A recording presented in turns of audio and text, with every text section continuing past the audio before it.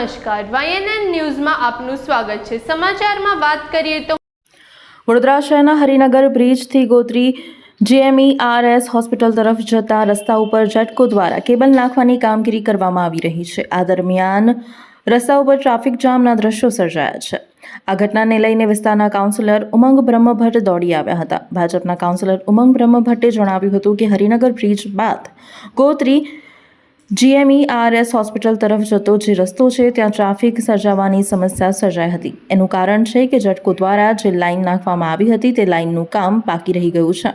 બે જગ્યાએ ખાડા પાડવાના બાકી રહી ગયા છે, એટલે સામે તરફની લાઈનમાં ભારે ટ્રાફિક જામ સર્જાયો છે અને પાઇપ નાખવાની કામગીરી પણ ચાલી રહી છે। તેના કારણે લોકોને અવરજવર કરવામાં ભારે મુશ્કેલીનો સામનો કરવો પડી રહ્યો છે। ડેપ્યુટી કમિશનરનું ધ્યાન આ સમસ્યા ઉપર દોરવામાં આવ્યું છે। અધિકારીઓ પણ સ્થળ ઉપર આવી પહોંચ્યા હતા અને તેમણે ખાતરી આપી છે કે જેટકો સાથે વાતચીત કરીને આ રોડની જે લાઈન ખુદી છે તેની કામગીરી વહેલી તકે પૂર્ણ કરવામાં આવે અને લોકોને ટ્રાફિકની સમસ્યાથી રાહત આપવામાં આવે।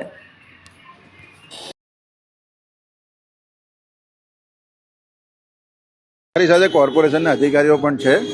અત્યારે GMERSની સામેનો જે રસ્તો છે ત્યાં આગળ એક તરફ જેટકોનું કામ છે, બીજી તરફ પાણીની લાઈન માટેની પાઇપો ઉતરી રહી છે અને ટ્રાયલ પીટ માટેને પાણીની પાઇપો ઉતરી રહી છે, એના માટે એક તરફનો રસ્તો બંધ કર્યો છે।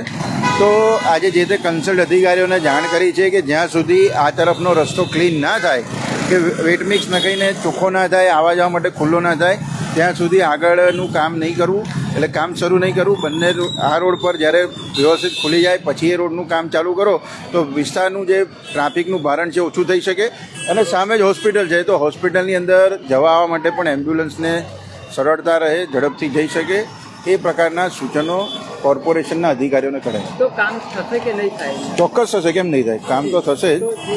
જે રીતના ટ્રાફિક જામની સમસ્યા પણ એક મેં આપને કહ્યું એમ કે અત્યારે જે પાણીની પાઇપો છે એની ગાડીઓ આવી છે, એના લીધે ડાયવર્ઝન કર્યું છે અને આજે એ લોકો ટ્રાયલ પીટ લેવાના છે એટલા માટે ડાયવર્ઝન કર્યું છે અને એના પછી એ કામ આજની રાત પછી કાલે બંધ કરી દેશે, એટલે એ તરફનો રસ્તો બી ખુલી જવાનો છે એવી ખાતરી આપી છે। માનનીય ડેપ્યુટી કમિશનર ગંગાસિંહ સાહેબ સાથે પણ વાત થઈ છે।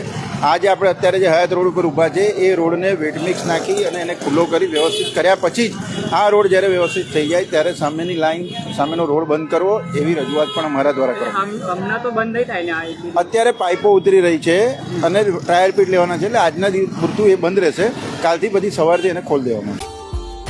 Subscribe now and press the bell icon. Never miss an update.